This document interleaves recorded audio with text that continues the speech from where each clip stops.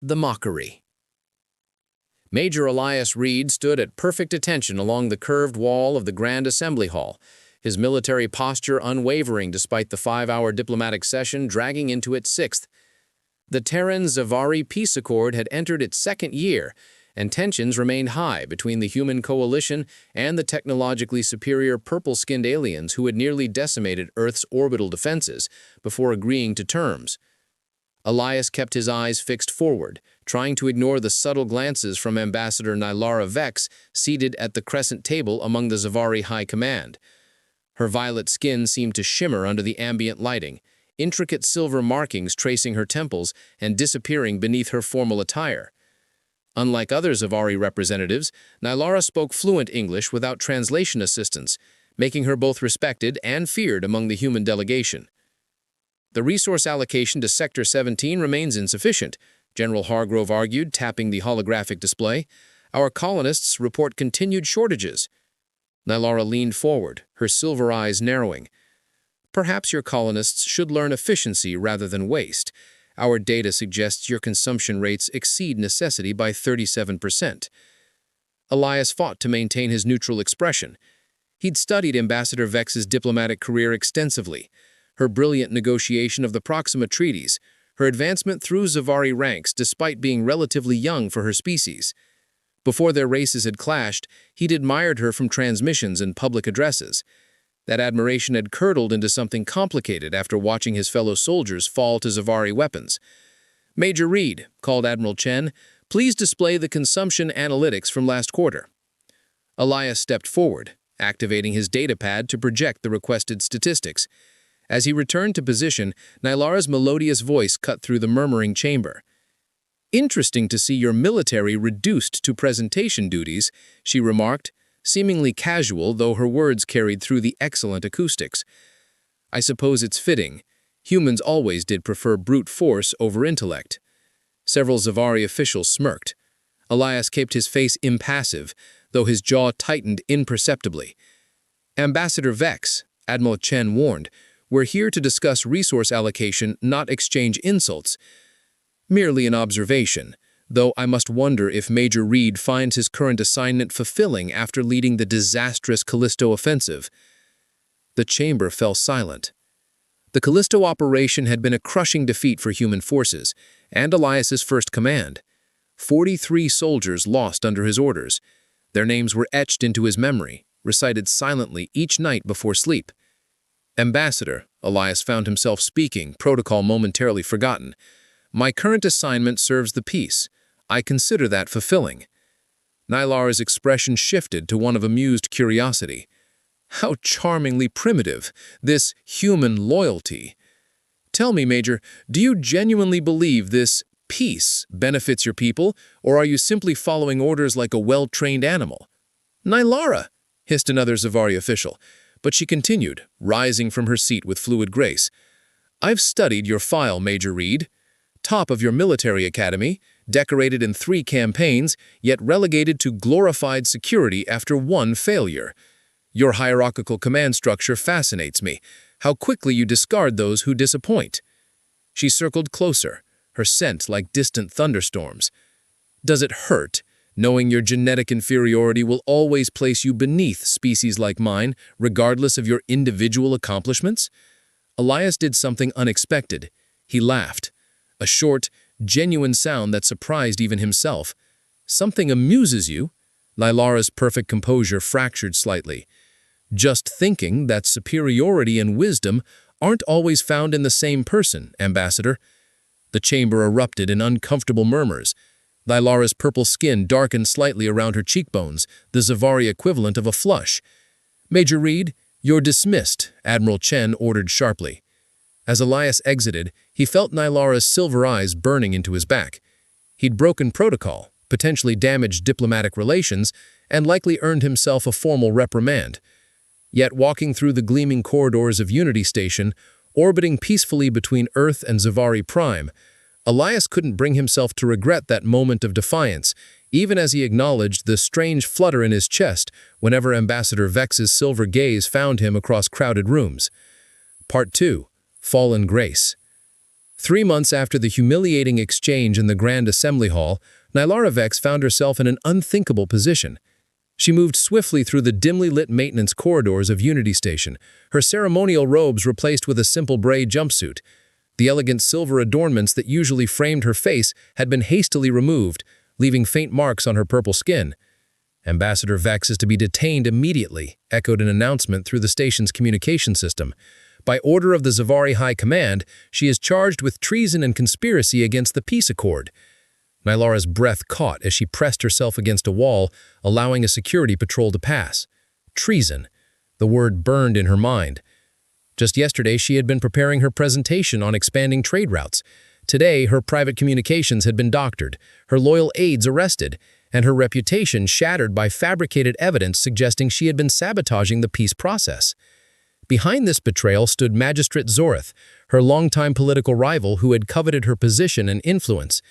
When Nylara had discovered his secret negotiations with radical factions, he had struck first, masterfully turning the high command against her. With access to her quarters blocked and her communication device disabled, Nylara had few options. Most Zavari on the station would follow orders without question.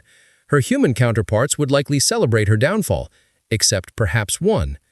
Finding Major Reed's quarters was surprisingly easy. Gathering her courage, she pressed the notification panel. The door slid open, revealing Elias Reed in standard off-duty attire. His expression shifted from confusion to wariness as he recognized her. "Ambassador Vex," he said evenly, glancing down the corridor. "This is unexpected." "May I enter, Major?" Her usual imperious tone was gone, replaced by quiet urgency. "I have been falsely accused of treason," she stated, maintaining as much dignity as possible. "Magistrate Zorith has orchestrated this to conceal his own betrayal of our peace agreements." Elias's expression remained neutral. "And you came to me because?" "Because you have transport clearance, because human security codes could bypass the Zavari blockades, because," she faltered, "because, despite our differences, you value truth and justice." "You mocked me publicly, called my species inferior," Elias reminded her, crossing his arms. "Yes," she admitted, her silver eyes meeting his. "My arrogance is not easily discarded." She straightened her spine. "If you wish to see me humiliated further, simply alert security to my presence." Elias studied her for a long moment. "There's more you're not telling me." Nylara's shoulders tensed. "Zorith plans to sabotage the Accord by staging an attack on a human outpost. He will blame radical Zavari factions, ignite hostilities, then emerge as the reasonable voice calling for stricter security measures, effectively militarizing our borders again." "That's a serious accusation." "I have proof," she replied, "stored in an encrypted data crystal hidden in my private shuttle. If I can reach it." The station alarm blared suddenly. "They're scanning residential quarters," Elias said, checking his security feed. "They'll be here in minutes." Nylara straightened, resignation settling over her faces. "I understand if you choose to—" "There's a maintenance access way through the bathroom unit," Elias interrupted, grabbing a small bag and stuffing it with essentials. "It connects to the secondary shuttle bay." He retrieved his sidearm and authorization chip. "You're helping me?" Disbelief colored her voice. "I'm helping the peace process," he corrected, though something in his eyes suggested more complex motivations. "And settling whether your accusation about humans blindly following orders was correct." Elias smiled, a quick, determined expression that transformed his features. "Ambassador, we need to hurry." As they slipped through the maintenance shaft, Nylara found herself in the strange position of following a human's lead. Even stranger was the realization that, despite everything, she trusted him with her life. Their escape from Unity Station was a blur of calculated risks and close encounters. Elias's knowledge of security protocols proved invaluable as they commandeered a small transport vessel. Only when they entered the jump point, leaving the gleaming station behind, did Nylara allow herself a moment of vulnerability. "Why did you believe me?" she asked quietly. Elias, focused on navigation coordinates, replied without looking up. "I didn't say I believed you, but I've been monitoring Magistrate Zorith since he arrived. Something about him never sat right." "Your instincts are surprisingly accurate for a human." Elias glanced at her, amusement briefly crossing his features. Was that almost a compliment, Ambassador? Nylara's lips curved slightly. A statistical anomaly, nothing more. As the stars streaked past their viewports, both silently acknowledged that everything had changed. Whatever lay ahead, they would face it together. The decorated human soldier and the disgraced alien diplomat, unlikely allies against a threat that could reignite the war they had both struggled to end. Safe harbor. The abandoned terraforming station on Titan's dark side had seen better days. Once a promising outpost for Earth's expansion into the outer solar system, it had been evacuated during the war and never reoccupied. Now, it served as the perfect hiding place for a fugitive ambassador and a soldier who had likely destroyed his career. Environmental systems are functional but minimal, Elias announced, checking the station's diagnostics panel. We have oxygen recycling, basic heating, and emergency power. Not exactly diplomatic quarters. Nylara surveyed the dusty command center, her silver eyes reflecting the dim emergency lighting. I have resided in far worse conditions during negotiations on border worlds. 5 days had passed since their escape.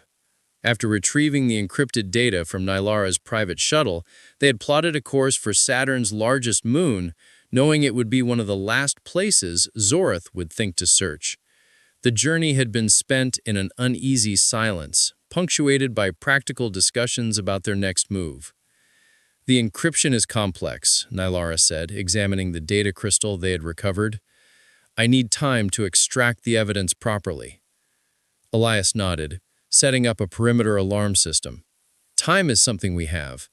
Food and patience might be in shorter supply. They established a cautious routine. Elias secured the station and monitored communications, while Nylara worked tirelessly on decoding the evidence. Their interactions remained formal, tinged with the remnants of their previous animosity, yet evolving into something resembling respect. On the 7th night, though day and night were merely concepts in the perpetual darkness of Titan, Elias found Nylara standing before the observatory window, gazing at Saturn's majestic rings illuminated by the distant sun. Beautiful, isn't it? He said, coming to stand beside her. I never tire of this view. Yes, she admitted. We have no such planetary formations in the Zavari system. Our astronomers were fascinated when first encountering images of your Saturn. A comfortable silence settled between them. May I ask you something, Ambassador? Elias finally spoke. We are fugitives in an abandoned station, she replied with unexpected softness. Perhaps formalities are unnecessary. You may call me Nylara. Nylara? He tested the name, finding he liked the way it felt. That day in the assembly hall, why did you target me specifically? There were other human officials present. She considered the question carefully. You were different. Most humans avoid eye contact with Zavari, finding our appearance unsettling. You looked directly at me, without fear or revulsion. It was disconcerting. Disconcerting enough to publicly humiliate me? Nylara turned to face him fully.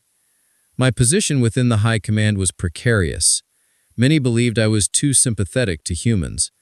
I needed to demonstrate my loyalty. She paused. And perhaps your apparent admiration made you an easy target. My admiration? Elias raised an eyebrow. You studied my diplomatic career. Your commanding officer mentioned it during preliminary negotiations. A faint purple flush colored her cheeks. I found it useful information. Before Elias could respond, the perimeter alarm blared. Both rushed to the command console. Transport signature, Elias confirmed, checking readings. Small vessel, likely a scout. They found us. How? Nylara's voice remained calm despite the danger. Elias's expression darkened. The crystal might be tagged. Standard intelligence protocol. We need to move the evidence to a secure system and destroy the original, she said, already gathering their sparse belongings. As they prepared to abandon their temporary sanctuary, a sudden impact rocked the station. Emergency bulkheads slammed down, separating them. Elias, Nylara called out, surprising herself with the concern evident in her voice. I'm fine. His voice came through the intercom. They're targeting the environmental systems. Head for the emergency shuttle in Bay 3. I'll create a diversion and meet you there." "That's suicide," she argued. "Their weapons will—" "I'm aware of the odds," he interrupted, "but I'm also aware of my training. Trust me." Trust. Such a simple word, yet profound between them. As she navigated the deteriorating station toward the escape vessel, Nylara realized how quickly her perspective had shifted. The man she had once dismissed as inferior was now risking his life for hers, not out of duty or orders, but choice. When explosive decompression ripped through a nearby section, she found herself praying to ancient Zavari deities she hadn't acknowledged in years, not for herself, but for the human who had shown her more honor than her own people. Part 4. Walls crumbling. The emergency shuttle hurtled through Saturn's rings, debris pinging against the hull as Nylara pushed the small craft beyond its recommended capacities. Her purple hands moved with precision across the unfamiliar human controls, making adjustments that kept them just ahead of their pursuers. "Hull integrity at 70%, she muttered, scanning the readouts. "Where are you, Elias?" As if summoned by her thoughts, alarms blared as a small object attached to their outer hull. Nylara reached for the emergency weapon stored beneath the pilot's seat, then hesitated when a familiar pattern of knocks sounded against the airlock. Moments later, Elias tumbled into the cabin, his environment suit torn and one arm clutched against his side. Blood seeped between his fingers, staining his uniform dark red. "You're injured," Nylara stated, her voice betraying more concern than she intended. "Just a graze," he grimaced, though his pallor suggested otherwise. "They were Zorith's elite guards. Recognize the insignia. We need to reach the Jupiter outpost. I have contacts there." Nylara hesitated only briefly before making a different decision. "No, their tracking capabilities would find us at any official outpost. I know somewhere safer." She altered their course towards an unmarked region of space between Jupiter and the asteroid belt. Elias raised an eyebrow but didn't question her judgment as she focused on evasive maneuvers. "You need medical attention," she said, once they'd created enough distance from their pursuers. "First aid kit under the navigation console," he directed, sliding into the co-pilot seat with a suppressed wince. To his surprise, Nylara abandoned the controls after engaging the autopilot and knelt beside him. With careful movements, she helped remove his damaged suit and examined the wound, a deep energy weapon burn that had cauterized some tissue but left other areas bleeding freely. "Zavari physiology is different," she acknowledged, "but I received emergency medical training for cross-species situations." Her touch was gentle as she cleaned and dressed the wound, a stark contrast to the imperious diplomat who had once looked down on him. Elias watched her face as she concentrated, noticing small details he'd never observed before. The almost imperceptible ridges along her temples, the way her silver eyes reflected even the dimmest lighting, and the subtle shifts of purple hues beneath her skin. "Why are you looking at me like that?" she asked without glancing up from her work. "I'm trying to reconcile the ambassador who humiliated me with the person currently saving my life," he admitted. Nylara's hands paused momentarily. "Perhaps both are aspects of the same person. Perhaps I am more complex than you initially believed. Perhaps we both are," he replied softly. Their destination revealed itself 18 hours later, a small artificial habitat nestled within a hollowed-out asteroid, unmarked on any official charts. A Zavari sanctuary, Elias realized as they approached. "One of several established before the war," Nylara confirmed. "This one was my personal project, a place where diplomatic channels could remain open, even if official relations collapsed." Inside, they found modest but comfortable quarters, advanced medical equipment, and secure communication systems, all untouched since the war's end. After Elias received proper treatment for his injury, they focused on decrypting the evidence. Days passed in focused work, their previous roles evolving as they learned to rely on each other's strengths. Nylara's diplomatic knowledge complemented Elias's strategic thinking, His adaptability balanced her methodical approach. One evening, as they reviewed the finally decoded files revealing the full extent of Zorith's conspiracy, Elias noticed Nylara shivering slightly. "The environmental systems prioritize Zavari comfort," she explained when he questioned her. "Your human physiology requires higher temperatures." Without comment, Elias retrieved a thermal blanket and gently draped it around her shoulders. When his fingers brushed against her skin, neither pulled away immediately. "In my culture," Nylara said quietly, "touch between different species is uncommon." "Would you prefer I maintain distance?" he asked, his voice low. She met his gaze steadily. "I find that many of my preferences have changed since knowing you, Elias Reed." The moment stretched between them, charged with unspoken possibilities. When Elias finally leaned forward, Nylara met him halfway. Their kiss was tentative at first, an exploration of differences and surprising similarities. Her skin felt cooler than human temperature, with a subtle texture that heightened every sensation. Pulling back slightly, Nylara studied his face. "This is most unwise." "Probably." New constellations. "They're jamming our transmission," Elias announced, frustration evident as he adjusted the communication array. The evidence they had compiled, meticulously organized and authenticated, refused to transmit to either human or Zavari authorities. 3 weeks had passed in their asteroid sanctuary, weeks of growing closeness intermingled with strategic planning. Now, as they prepared to expose Zorith's conspiracy, the magistrate had moved first, implementing system-wide communication protocols that filtered all transmissions. "He must suspect we survived," Nylara concluded, reviewing their options. "The jamming is specifically targeting our frequency patterns." Elias nodded grimly. "Which means we have only one option left. We need to deliver the evidence in person, to someone with enough authority to act immediately." "Admiral Chen," Nylara suggested. "She has always been fair-minded, even towards Zavari." "And she doesn't particularly like Zorith," Elias added with a slight smile. "But reaching her will be nearly impossible. Unity Station will be heavily guarded, especially against us." Nylara's silver eyes gleamed with sudden determination. "Not if we don't go to Unity Station. The Admiral is scheduled to inspect the Mars colony next cycle, standard diplomatic protocol." "How can you be certain?" "Because I created the inspection schedule myself, before," she hesitated, "before everything changed." Their plan formed quickly, a daring infiltration of the Mars Colonial Administrative Center during the Admiral's inspection tour.